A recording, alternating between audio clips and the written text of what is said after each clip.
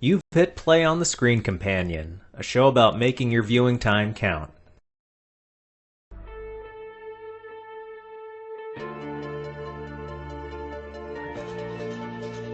We're talking about Doom Patrol. I've already seen the pilot and the whole first season already.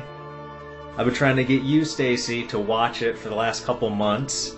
We just finished watching the pilot together. Let's start with comic adaptations in general, because whether you know it or not, this is based on a DC comic. Came out in the early 60s, and I believe actually predates X-Men. So when you say that this feels like a ripoff a little bit as far as Niles Calder, the chief character, being sort of a ripoff of Professor X in a wheelchair, well, these guys, I think, came out maybe a couple months before the X-Men. Kind of a superficial similarity, but if anybody ripped anything off, you would say Marvel ripped these guys off. Doom Patrol. It's pretty much all set up for the pilot episode. We have Cliff, who is a race car driver, late 80s, played by Brendan Fraser. He dies in an accident, and then it kind of turns into RoboCop for the first act, where we only see from his POV. He's basically a brain in a jar, and then eventually in like a helmet or something, a robot head. And they're slowly tweaking him, having him remember who he is, easing him into the fact that he's a robot. But as you're watching it, do any other shows or movies kind of pop into your head as far as what it sort of feels like? I'm trying to think. With that first person point of view, no. I'm just more like, how is he going to react? Like, what actually happened? Because you know the scene, like, we're showing him racing, he's driving, and it seems to get into an accident, and it cuts off. Yeah, I'm actually just throwing his point of view. Like, you're in the hospital, but not really a hospital. No idea. You might be in a psych ward. I don't know. You're just lost. They do a good job of stringing you along, giving you little revelations. Because there's basically no action in this first episode. It's all character development. It could be pretty boring if handled a different way. But because they're all oddballs living in this house together, besides Cliff, we have an actress, Rita, from the 50s, who suffers some accident, and now she can turn into a blob person. We know that she has trouble controlling it. She's like Mr. Fantastic if he couldn't control his power. Yeah, but that's the thing. Like, it feels like to me, it feels like it kind of reflects like your inner personality at the time when the incident happened. It's like exactly. She had prejudices. And you can't tell if she's prejudiced against people that just look different because she has a problem with a guy on one of her film sets who is missing a limb. But he's also black, and it's shot in Africa with a largely black production team working the cameras and being production assistants. And I kind of wonder, like, does she have a problem with the guy because he's missing half his arm? Or is there that racial component? Because she was a star of the 50s, and I guess this weird thing happened to her in the 60s. So yeah, she could just be ugly on the inside, and the accident brings out the ugliness. Oh, worst part. Oh my god. Yeah, pretty gross. And then we have the guy that is all bandaged up, Larry, the test pilot. I still got no idea what's up with Larry. Like, what is he? What does he do? He like what his power is? His power, and just like, I don't know. Like, overall, like, Larry's story is still in the air to me. You know, it's just Larry. Like, you haven't explained it enough yet. I'm gonna put him to the side. Yeah, he looks like the Invisible Man, all bandaged up. But then he's got some kind of energy being inside of him that he picked up during a test flight in the upper atmosphere. Did you pick up on the homosexual aspect of it before they revealed it. As they're approaching, you kind of like get like a sense of like, but you gotta think like this is back in the day, military, anything goes, you know, any rules fly. Like the way they're driving the vehicles, the way they're riding on top, that's fine, it's okay. But when it comes down to it, and like they finally reveal it, you're like, that's why, okay. Not a bad thing, it's like, oh, do I care? Not really, but you know what? Okay, toss in the story. But Larry cares. When they go into town, Larry wants to recede into the background, it feels like. He doesn't like people looking at him. One reason is the obvious, that he looks weird all bandaged up, but also it might be because he's dealing with those issues from the 60s. All these characters, none of them age, which is convenient for the story. Very weird, but yeah, convenient. But because they're all weirdos and they haven't really explained how they got their powers or what about their powers helped them live so long. Like Cliff, the robot man, that makes sense. He's just a brain, so his body can be metal and, except for maybe rust, he doesn't have to worry about aging. But everybody else, they find interesting ways to justify it.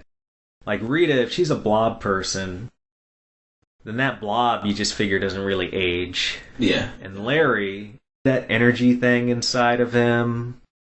That's the thing, I don't know, is the energy thing, is like his body's aging at least, it's got to, it feels like.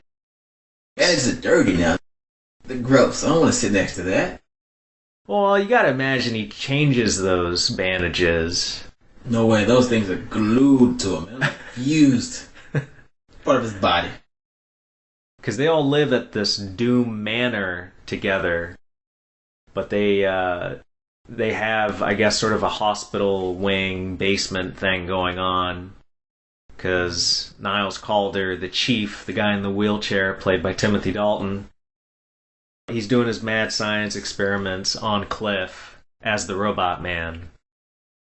They must have a workshop down there, a way to fix people's boo-boos or re-wrap Larry when he needs to be wrapped.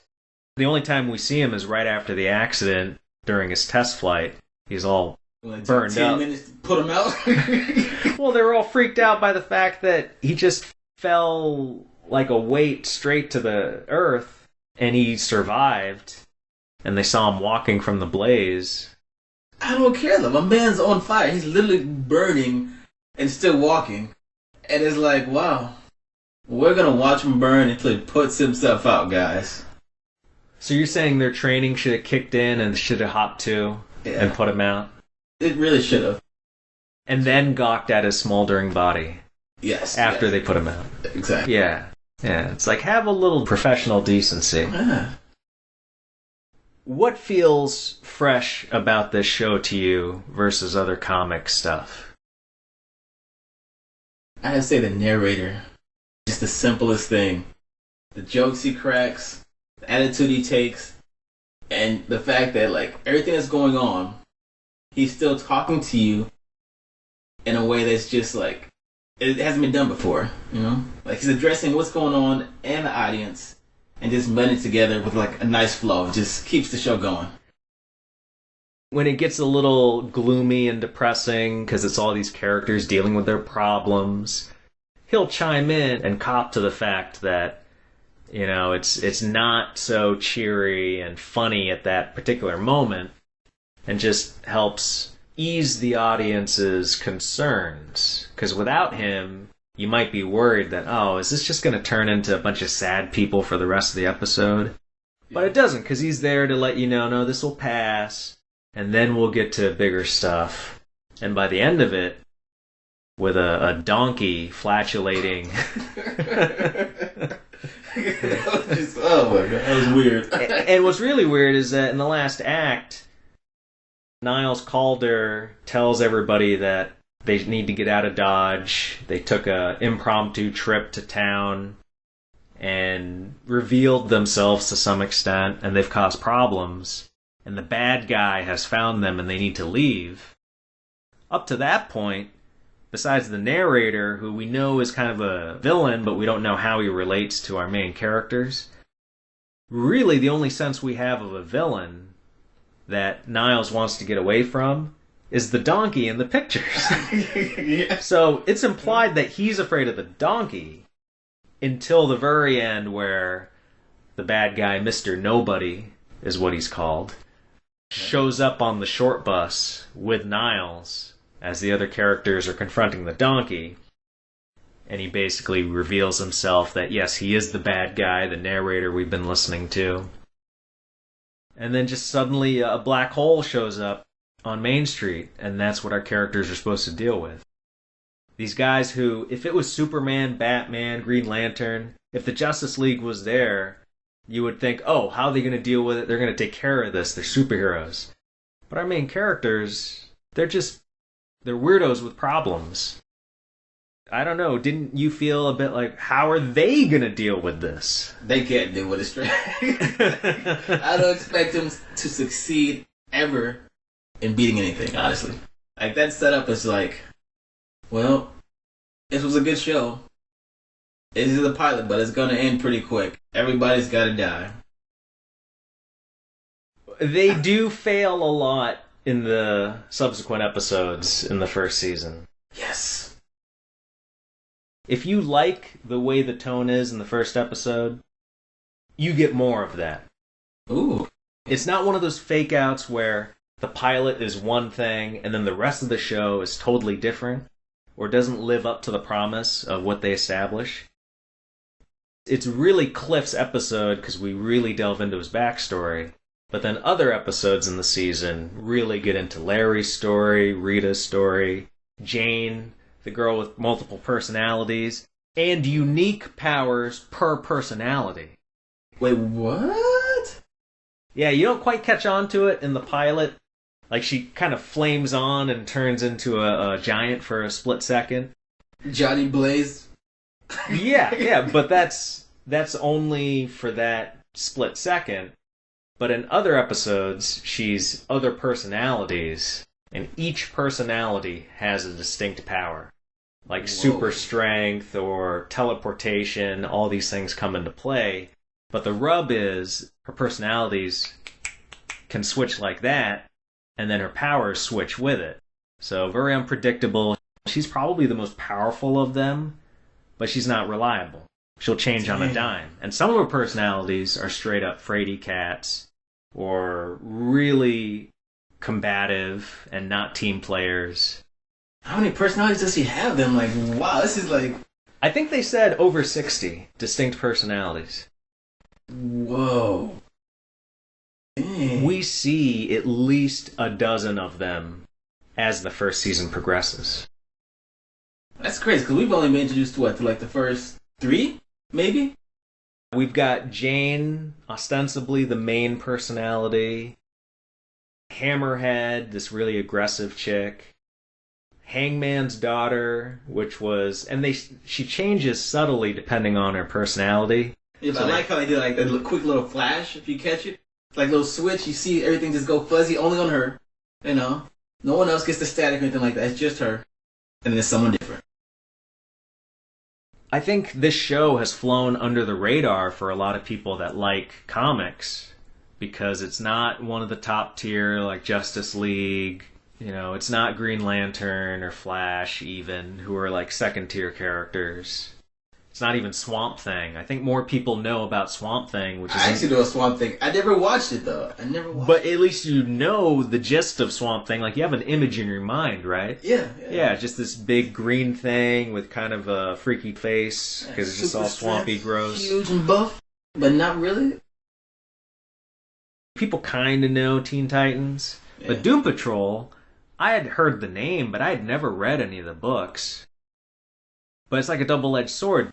Do you think it helped it or hurt it in the long run that it wasn't a bigger property? Initially, I want to say it hurts it. It really hurts it, you know? Because you ain't getting many viewers, not much money's going to come in, you know? But I guess over time, like, as people kind of wind down from seeing all the superhero stuff, it's like, okay, I need something different. I want something different. I want something to change a little bit. I guess it'll help it. Because right now, even I'm like, wow, that's actually a really good show. I get behind it. What aspects of it do you find it so appealing or possibly fresh from other comic stuff? What do you think about this is so special? I'd say just the approach. Overall approach. Like, we're seeing everybody at their lowest from the very beginning. And the worst positions possible. Like, it's new. You don't see someone like Batman. He's already got the money. He's got his suit. He's good to go. Well, Superman. He's already grown up. He knows his powers. He's ready to go. Everybody's given to us fresh off the line, ready to fight, and these guys aren't.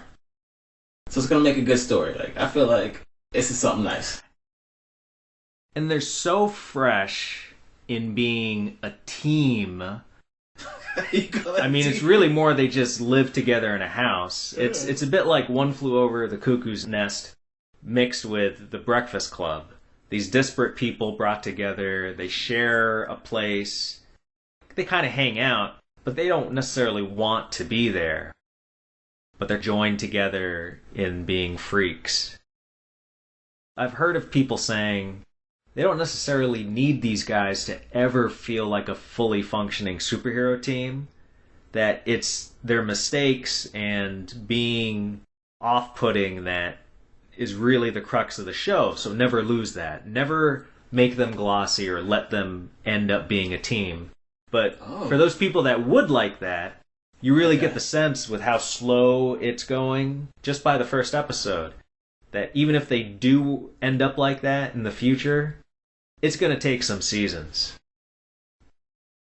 I wonder if they'll mention any other superheroes, like proper superheroes, because that's what makes them so unique.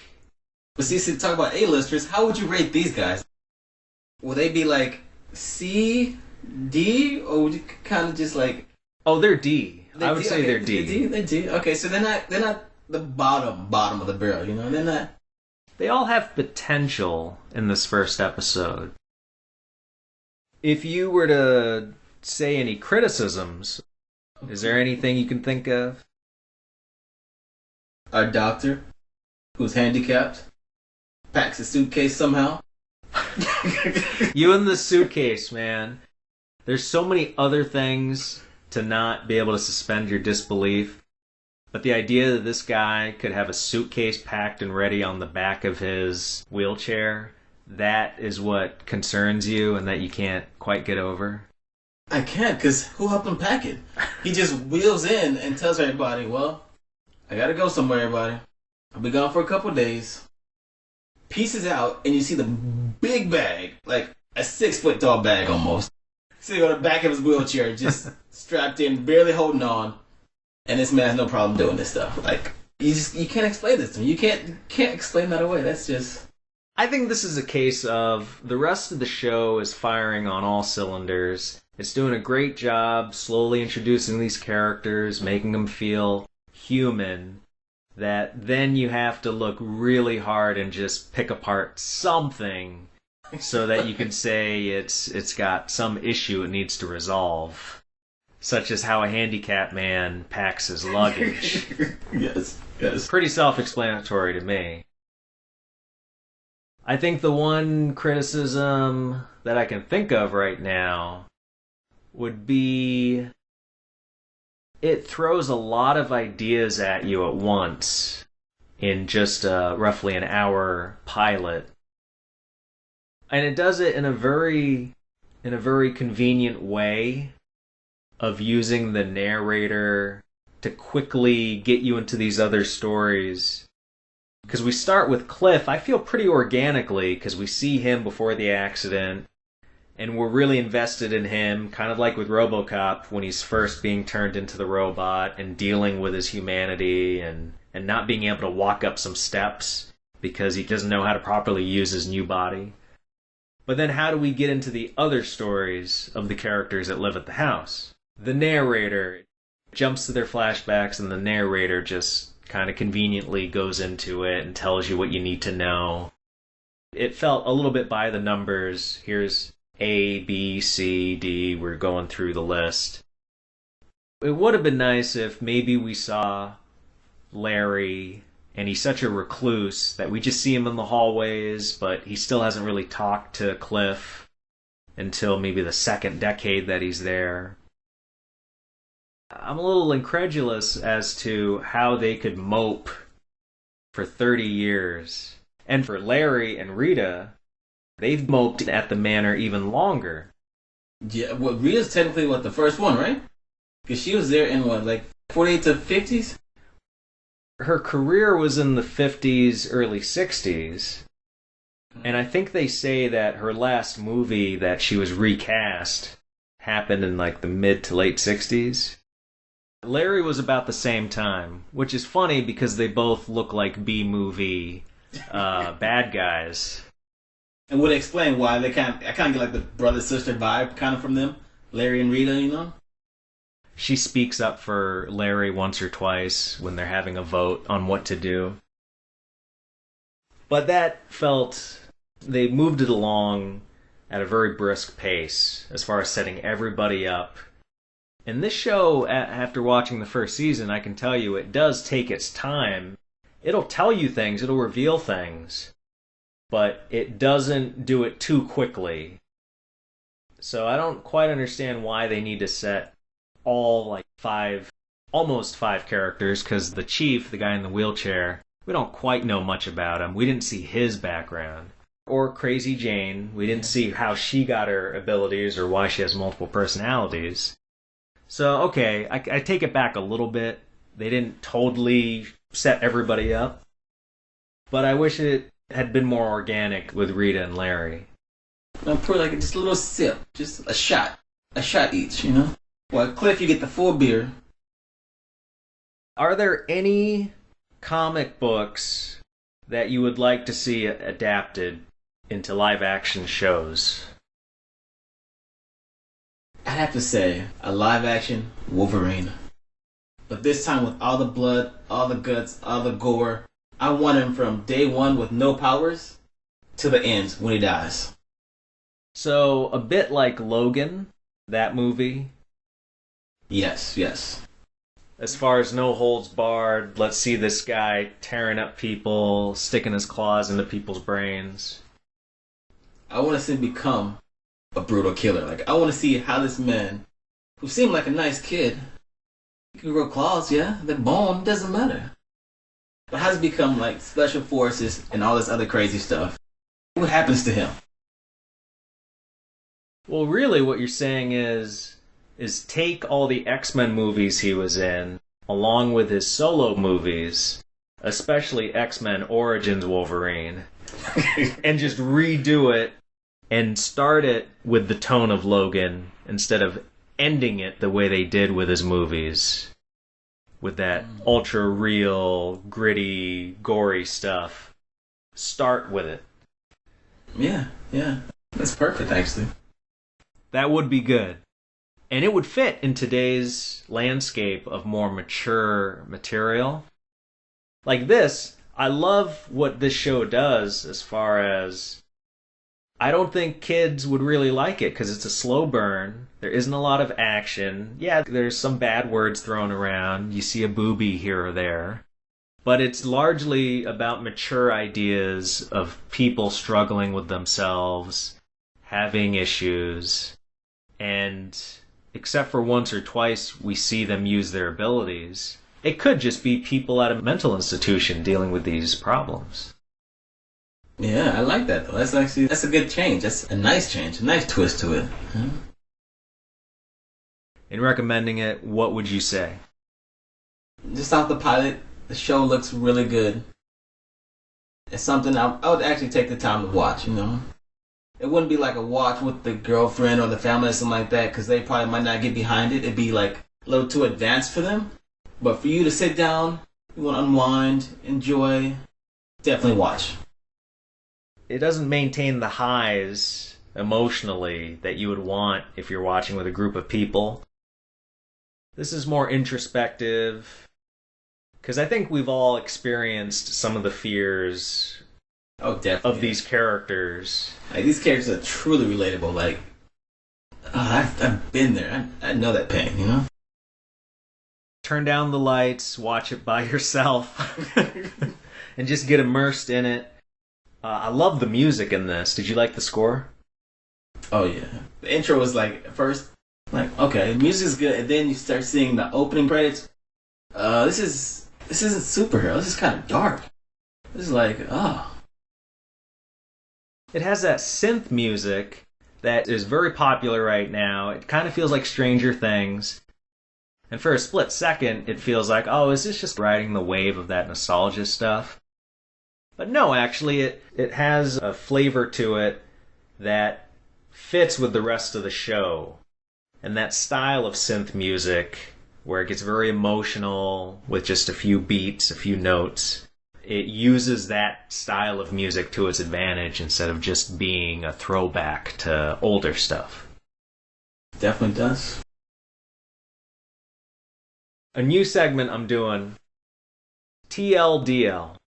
Too long, didn't listen. So let's say somebody realizes, I don't want to listen to all that. I just want to know, should I watch Doom Patrol? People might be seeing this scrolling by on HBO Max, and they're saying, should I give it a shot? So I'm going to ask you some questions. Either I want a yes, no, or an adjective. One-word responses. Ooh, okay. Okay. If you do like the more traditional comic stuff, like Supergirl, Green Arrow, do you think there's any room in people's diets who really like that material that does have a bit more pop and flash? Do you think they can like this too? If you stick it out. Those are too many words. Too many words? Okay. Maybe? You cheated, but fine. That's a one-word response. I'll take it. Is this show, with its portrayal of maybe mental illness to some extent, definitely people with problems, do you think it would have been as compelling, just as a pilot, if they didn't have superpowers? No. Ooh, okay.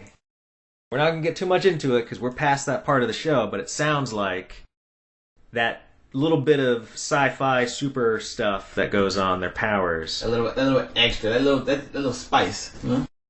Seasons it just right and puts a little spin on it so it doesn't just come off like a ABC drama. Yes. Between Rita and Crazy Jane, who would you sleep with? Not Rita. Even if it's like some man-hating alternate personality for Jane, you would test your luck with that person, not knowing what their power might be. It could be to make your balls fall off. See, when you put it like that, definitely not Rita. Rita just, when she turns to man, that hurts. That hurts my soul. What if I could guarantee that she wasn't going to blob out on top of you? I still take my chances. I want to gamble. Because her introduction was like, she was tough, she was mean, but she wasn't like too crazy. You know, she didn't want to back off a Cliff. If he had real balls, should have done that.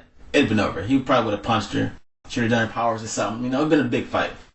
Well, how about for the male characters? If you were forced to swing that way, would you go the robot man, the guy in the wheelchair, or the guy all bandaged up?